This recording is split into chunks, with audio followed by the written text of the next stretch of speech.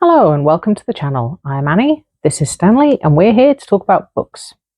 So today's video is the next in my Reviews Revisited series, where I pick a book that I reviewed sometime in the last 20 years, which is how long my reviews catalogue stretches back to, and then I reread it and do a deep dive analysis, and then come back to discuss my feelings about it in 2025, and then compare it to the review that I wrote when I read it originally. So this month I'm doing The House of Shattered Wings by Aliette de Bodard, and I'm going to read the first half and then come back to discuss my thoughts up until that point. There will be a spoiler section, but it will be very clearly marked. But first of all, let's go and make some tea. So what do the tea dice have in store for me today?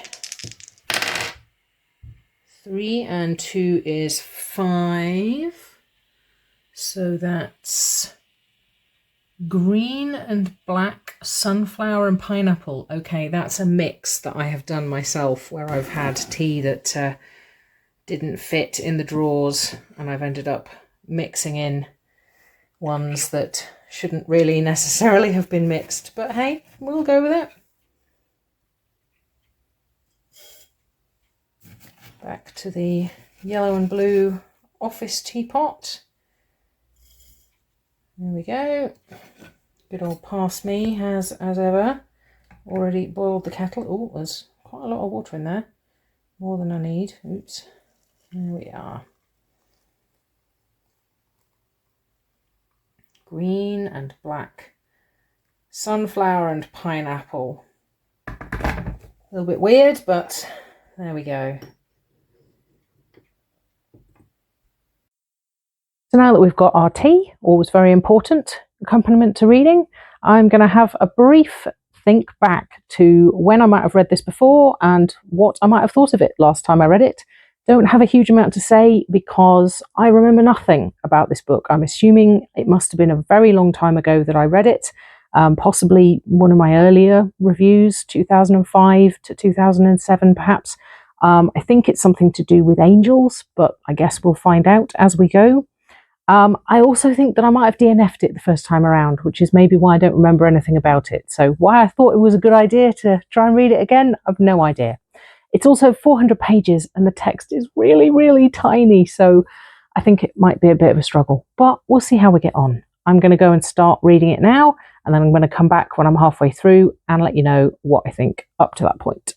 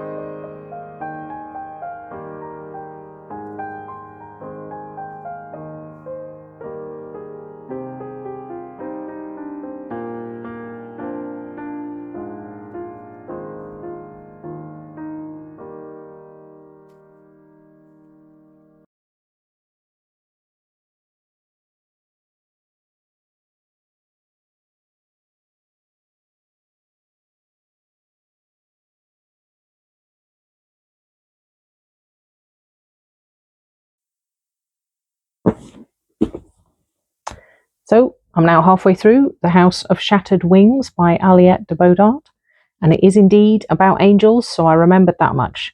I'm doing okay. It took me a little while to get into it, but you know, it's ramping up towards the halfway point and lots of stuff going on that I will discuss in the spoiler section.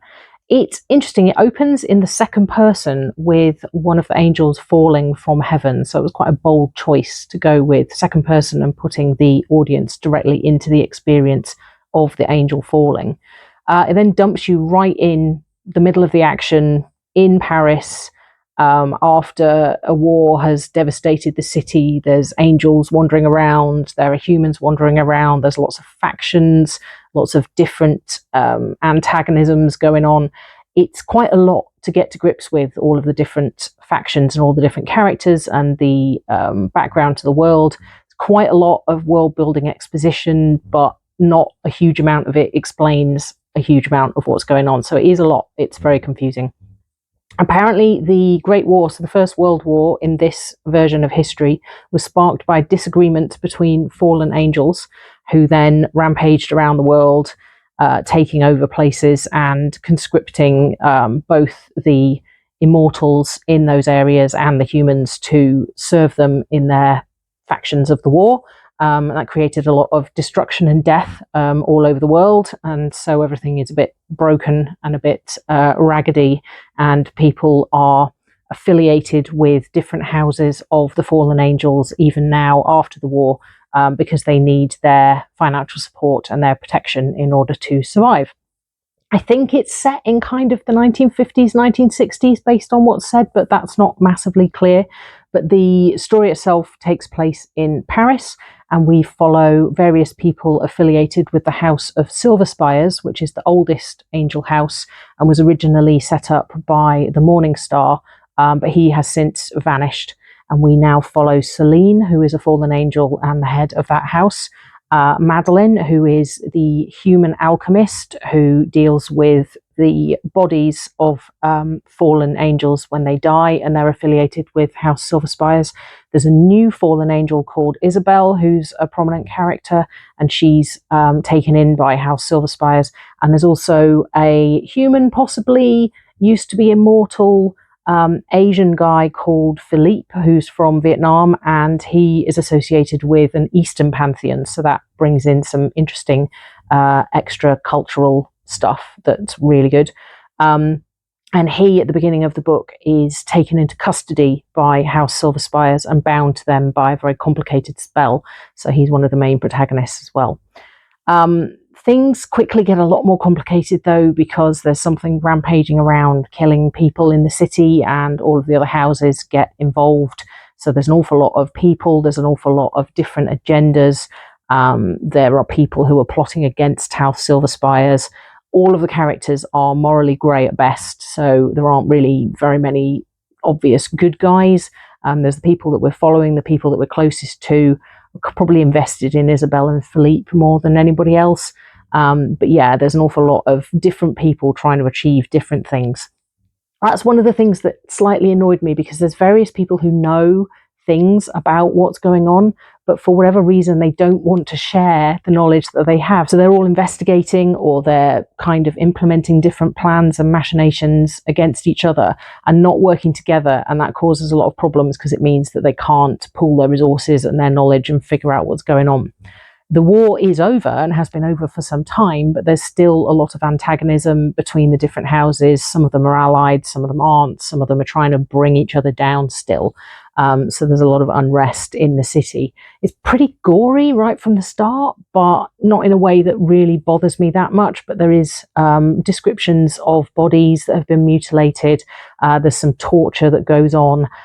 So I'd be wary if you're sensitive to that kind of stuff, because it is pretty grim. What we find out about the fallen is quite interesting. When they fall, they don't remember their name, and they don't remember anything about their history in heaven. So all of the fallen that are wandering around in Paris have been named by the head of whichever house kind of collects them up, because they literally crash into the ground and break a lot of their bones. So they do heal pretty fast, and they do have doctors who can help and magic that can help. But yeah, they're in a pretty bad way when they first arrive, and they don't remember anything, and they don't know anything about the human world. So they have to get collected up by whoever finds them first, and that's the house that they get affiliated to. There is a doctor, as I said. He is a fallen. He's independent of the houses. I have a bit of a problem with him, though, because his name is Aragon, but I just misread it as Aragorn from Lord of the Rings every single time. So I'm just imagining him as Viggo Mortensen, which isn't necessarily a bad thing, but I'm just getting his name wrong all the time.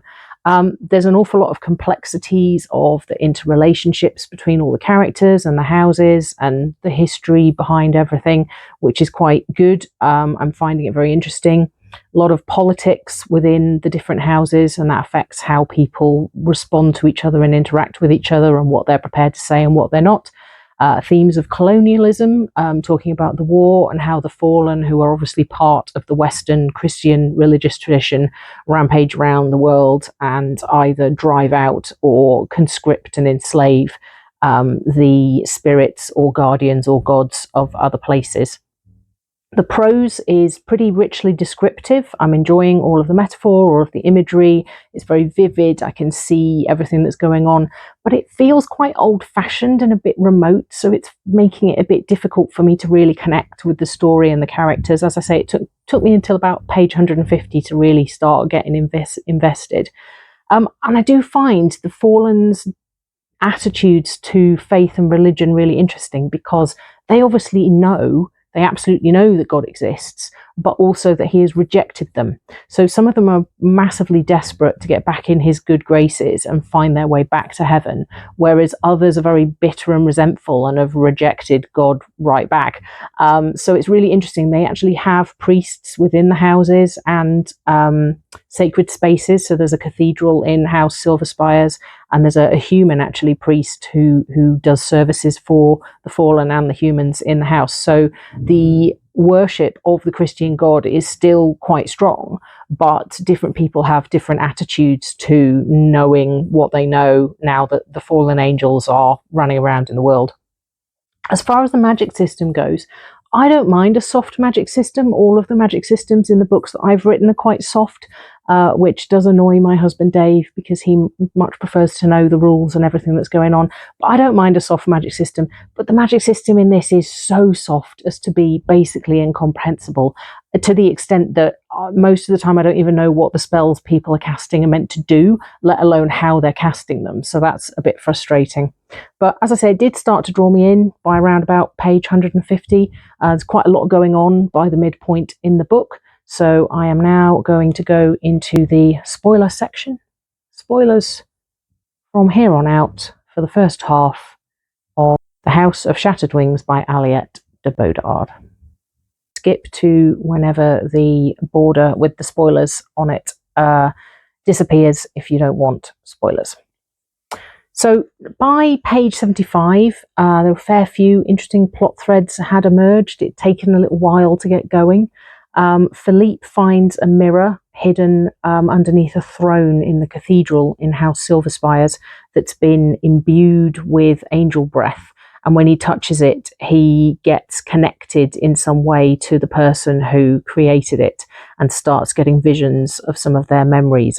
And that person is very much against House Silver Spires and wants to destroy it, and very angry with the Morning Star. And it also releases some kind of a curse, which has obviously been created by the same person to attack House Silver Spires, but it's been hidden in the cathedral for some reason for a very long time and is now just being released. And that takes the form of a winged darkness that kind of floats through mirrors and kills people affiliated with House Silver Spires, both mortals and fallen. So, as I said, various of the characters know various things about what's going on, but they're very much not working together. And they've now got this murder mystery, which is not an aspect of books that really appeals to me. I don't tend to read murder mysteries. I don't really know why. I watch a lot of police procedural TV shows, but in books just doesn't really interest me that much. So, but it's quite intriguing because, we don't know why this is happening. And by the halfway point, there's multiple mysteries to be solved, not just the murders. So there's Philippe's visions of the past, there's the winged darkness that's been released, there's the threat against House Silver Spires and the multiple deaths, and also Morningstar's disappearance, because he disappeared 20 years before the book started. And that all seems to be wrapped up in this mirror that Philippe has found that was left by someone who wanted to destroy the house, and we don't know who that is yet. There's also another whole different thread to do with House Hawthorne, the head of which is Asmodeus, and he seems to have a grudge against House Silver Spires and seems to want to gain more power by bringing them down as well. So he's like doing things in the background, and making threats against House Silver Spires. His second in command, who is actually one of the victims of the darkness by the halfway point, he was in the wrong place at the wrong time, but Samariel has contacted Philippe and offered him the opportunity to escape House Silver Spires in exchange for damaging information that he can pass on. And Samariel says that he can break the spell that's binding Philippe to House Silver Spires. So there's an awful lot going on there. And there's also the appearance of a new fallen. So Madeline, the alchemist of House Silver Spires, used to be affiliated with House Hawthorne, and she was in love with one of the fallen called Elphon. And when Asmodeus took over, there was a violent coup, and Elphon was murdered, and Madeline was badly injured, and she crawled her way out of the house and was rescued by the Morning Star and taken in by House Silver Spires. But there's a new fallen who's even not newer than Isabel, but fairly recently fallen, and his name is Elphon, and he looks exactly the same as the Elphon that Madeline was in love with.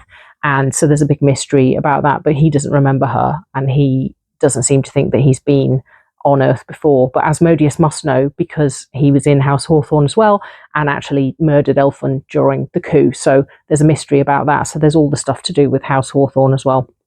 But that's where I'm up to at the moment. There's a conclave going on where all of the houses have gathered at House Silver Spires to have some kind of a conflab about what's going on with the murders, and that's when Samariel gets killed. Philippe is suspected because he's found in Samariel's room, because he's been drawn there by the energy connecting him to the darkness. So Asmodeus thinks that he did the deed and is possibly responsible for all the murders, but Celine, who's the head of House Silver Spires, doesn't think that that's the case. So that's where we are at the moment. So that's the end of the spoiler section. No more spoilers until my final thoughts. So I'm going to go and read the second half, and I will come back when I've finished and let you know what I thought of the book overall. See you then.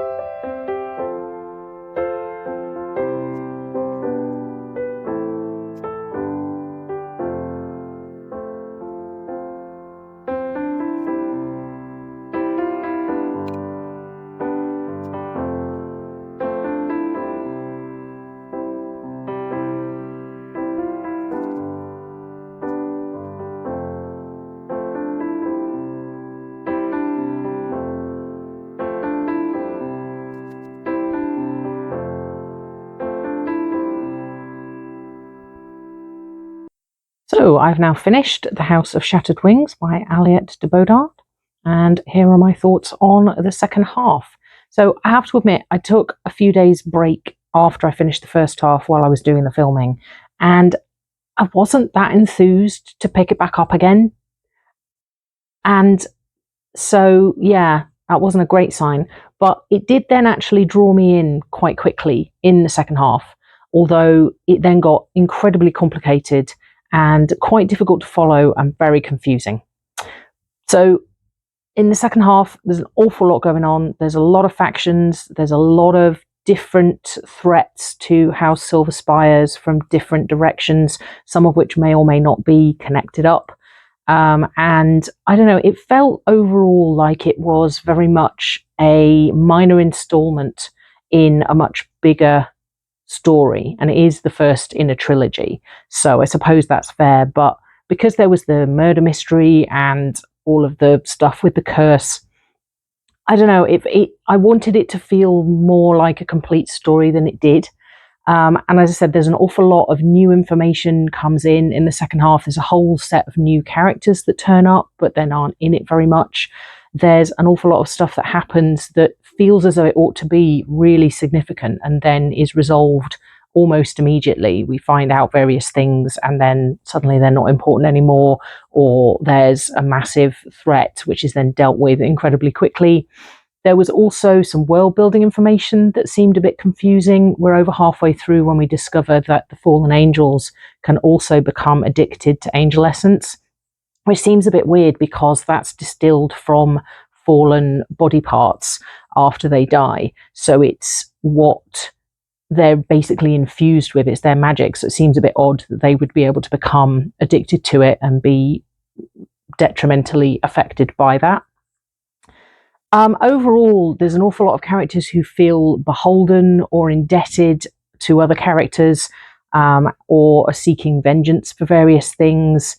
It's an awful lot about obligation and how people feel that they owe things to other characters, and how that makes them feel, and how that changes how they act, and what they do.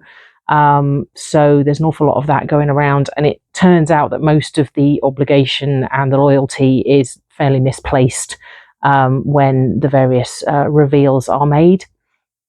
In terms of the emotion, it still felt a little bit distant.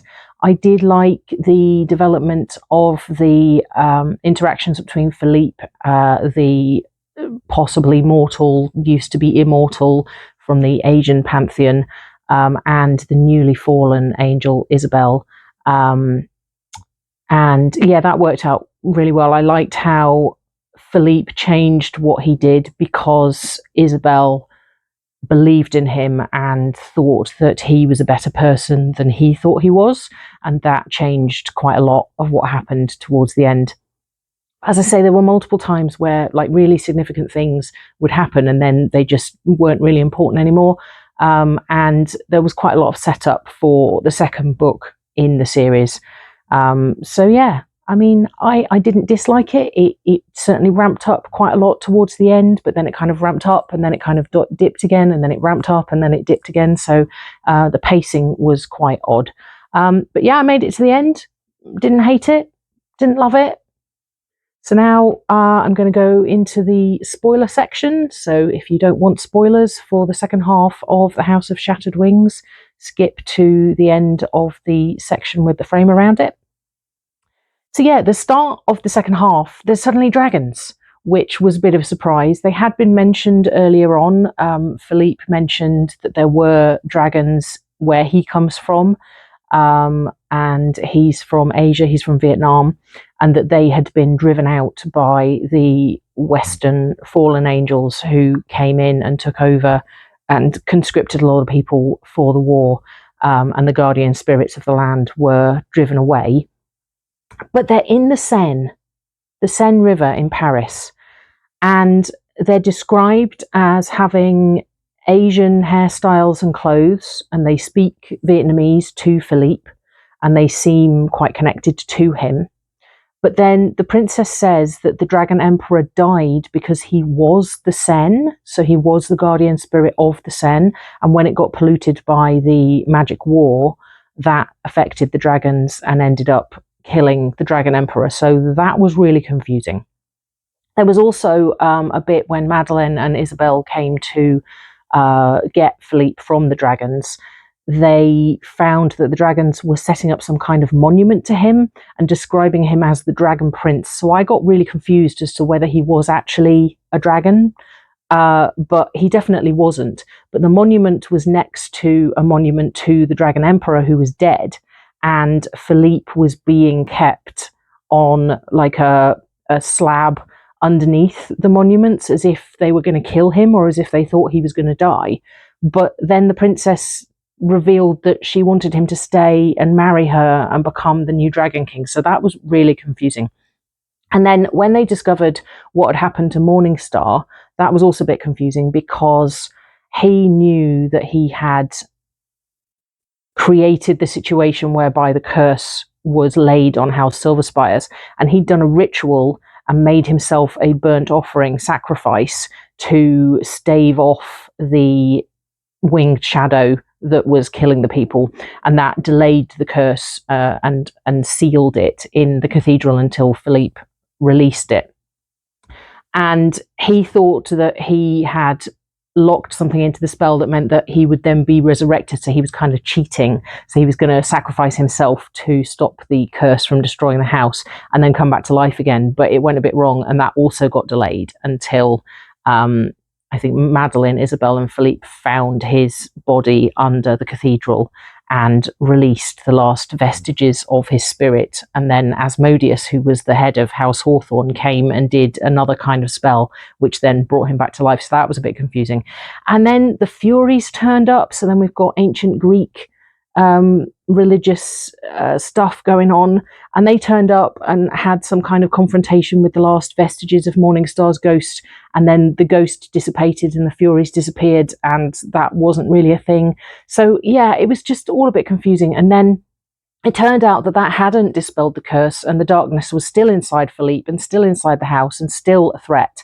And the disciple of Morningstar who created the curse, because he had betrayed her and sold her off to House Hawthorne to be tortured to death in recompense for some murders that he did, manifested and had access to all the magic from the house, and it looked like she was going to be a massive threat.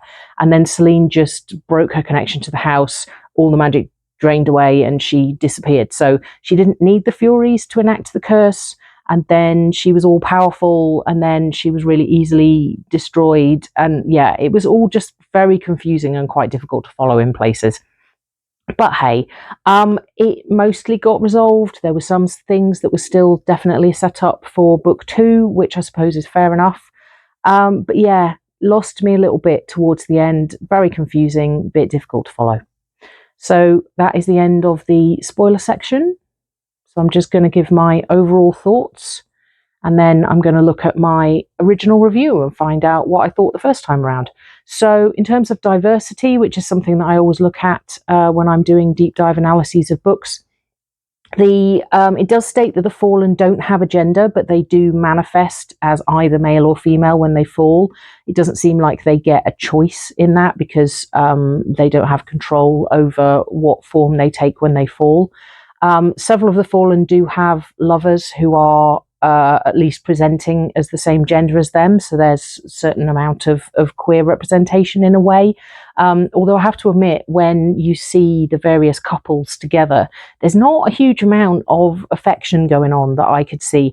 There were a couple of times with a couple of the fallen who got very angry and fearful when their lovers were in danger, and acted accordingly. But when they were actually interacting with them, there didn't seem to be that much affection or love or closeness between them. I don't know whether that was to demonstrate that the fallen were really removed from humanity by being ancient, but I don't know, there wasn't a huge amount of affection going on. Philippe obviously is from Vietnam, and an awful lot of Asian culture and religion stuff included because of that, which was really interesting. I really liked the presentation of the dragons, which brought some diversity in from that. And various other characters are described as having different skin tones or presenting as being from different parts of the world. So there was a certain amount of diversity in that as well.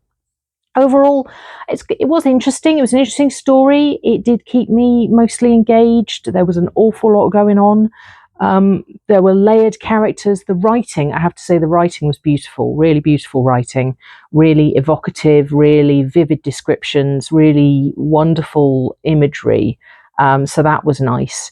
But it somehow felt actually physically difficult to read. I don't know whether it was because the text was really small. It was also quite dense. I don't know. Every time I picked it up, it felt like it was a bit of an effort. And mentally, it was also very difficult to follow in places. So that provided a bit of an obstacle. As I said, it was very much a setup for a continuing story in the next installment. And if I'm honest, I'm probably not going to be carrying on with the series. I didn't hate this book, didn't love it. I'm going to give it 3 stars, which for me is actually a reasonably positive review. It's a solidly entertaining read. So yeah. So now it's time to have a look and see when I actually read this originally and what I thought. So I have prepared my review, but I haven't actually read it yet. So, 2019?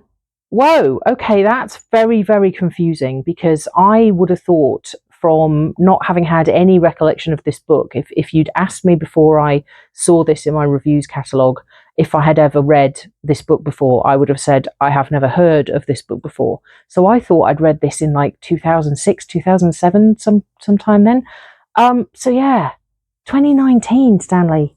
I am concerned about my brain doing this series. On the podcast, I've been doing it for a few years and now transferring it over to YouTube. It does concern me that the lack of memory I have, because that's like less than 5.5 years. That's not that long ago to remember having read a book. Anyway, there you go. November 2019, much more recent than I thought. Anyway, so this is what I said the first time around. I started The House of Shattered Wings by Aliette de Bodard a few days ago, but gave up about 150 pages in. So I was right, I DNF'd it. DNF'd it last time. I like the premise, murder mystery in an early 20th century Paris that's suffering fallout from a war between rival factions of fallen angels, but I just couldn't seem to get into it. I'm not sure it's the book's fault, I just think I'm not in the right frame of mind for it at the moment. The text in my version was very small, so yeah, same problem, which didn't help, and the gradual revealing of information about the background and characters just felt too slow. As it's the start of a series, it didn't seem worth my while to struggle through to the end of this one just to decide not to carry on with the rest. Sorry, book, it's definitely me, not you. Okay, so like taking some of the responsibility on myself there. Yeah, I would say that's a fair representation of how I felt about it this time around, but I pushed through, and it did get a lot more exciting in the second half, definitely ramped up the pace, even if it was a bit overcomplicated and confused the hell out of me. So yes, I guess at least I finished it this time, but I'm still not going to carry on with the series. And that is actually often a reason I will DNF a book. If it's the start of a series and I'm not really getting into it, and I'm pretty certain I'm not going to carry on, I figure, well, what's the point of putting myself through getting through the first book just for the sake of finishing it? So there you go. That's the House of Shattered Wings by Aliette de Bodard. I'm actually quite pleased I revisited it. I'm glad I finished it. It was quite interesting, but not interesting enough. So, in terms of next month, I am moving back to an audiobook. I usually tend to alternate on these between audiobooks and physical books. And I have decided to reread the only Stephen King fiction book I have ever read, because I have also read his book on writing, which is non-fiction. But the only fictional book of his that I have read is Mr. Mercedes. And I'm going to listen to the audiobook of that again. Don't have any memory of it, much like most of the books that I pick for this project. No idea when I read it, no idea what I thought of it. Stephen King doesn't normally appeal to me, but yeah, it's in the audiobook library. I have at least started reading it before. So yeah, see what happens and find out whether I liked it or not, and whether I like it or not this time around. So I hope you have enjoyed this analysis of The House of Shattered Wings by Aliette de Bodard, and you will join me next month to find out what I think of Mr. Mercedes by Stephen King.